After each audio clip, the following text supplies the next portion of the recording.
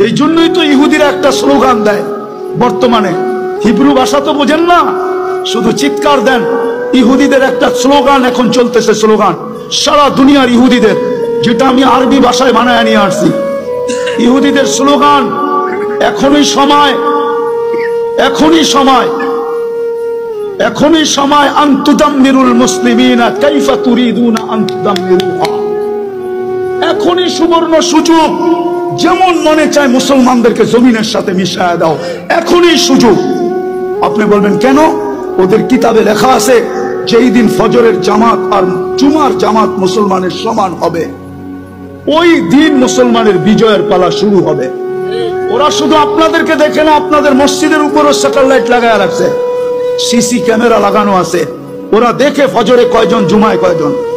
এই জন্যই ওরা চিৎকার দিতেছে এখনই সুবর্ণ সুযোগ। আরেকটা মনে উঠলো, যদিও বলা উচিত না, আপনি সাহায্য চান কি করে? সৌদি আরবের মতো দেশে পোশাকের কি অ্যাডভার্টাইজ দিতে যায়, খোলা আকাশের নিচে খোলা মঞ্চে উলঙ্গ ডান্স দেখেন না? আপনি সাহায্য চান কি করে? বলেন কি করে চান? কি করে চান? যুবকদের পায়ে হাত দিই সারা রাত্র আনলিমিটেড, হয়তো ঘরে ওয়াইফাই আছে, নাইলে প্রতিবেশীর পাসওয়ার্ড আছে, নাইলে বন্ধুদের হস্ত।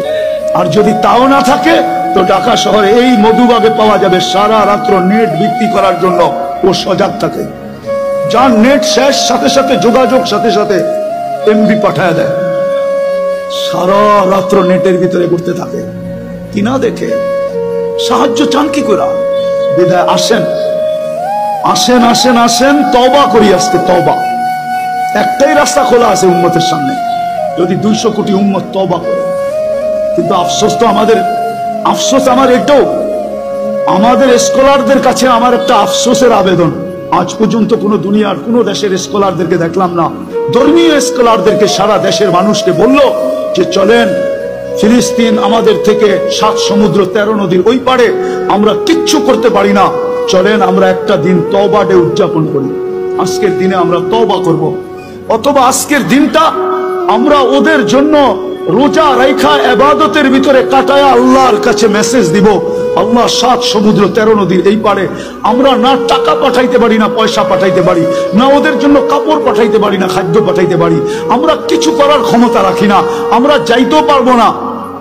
যদিও সমস্ত দেশ অনুমতি দিবে, কিন্তু আপনার প্রতিবেশীর দেশ অনুমতি দিবে না যে আপনি ইসরায়েলে, ফিলিস্তিনে যাবেন ইসরায়েলের বিরুদ্ধে, আপনার প্রতিবেশী দেশ আপনাকে অনুমতি দিবে না, না, না, না, না।